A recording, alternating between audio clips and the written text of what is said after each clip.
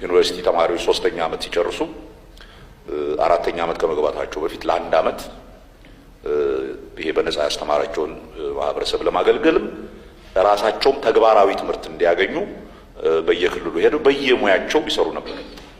ለአንድ ዓመት ቤዚኮቻቸውን ብቻ ከፍሎ ከዛ ሲመለሱ 4ኛ ዓመት ይሆናሉ።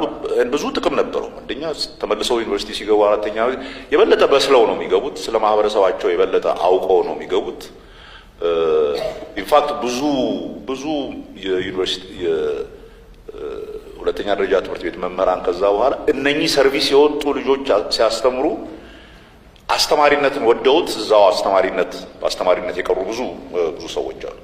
እሱን ፕሮግራም እንጀምራለን ብለናል። እሱ በተወሰነ ጊዜ ያለብንን ችግር ይቀንስልን ይሆናል። ግን ባልናቸው በዚህ በጥናቱም የተነሱ ከዛ በፊትም አይደንቲፋይ ያደረግናቸውን ነገሮች በሙሉ ይዘን የጀመርነው ሲግኒፊካንት የሆነ ኤክስቴንሲቭ የሆነ ስራ አለ። ያንን ስራ እንቀጥላለን። የሁላችንም ስራ ነው። የሁሉንም ትብብር ይፈልጋል። ግን ከባድ ስራ ነው። በፍጹም ቀላል ስራ አይደለም። ከባድ ስራ ነው። ግን ምርጫ ያለን ስራ አይደለም። እንደ ሀገር ትምህርት ከተበላ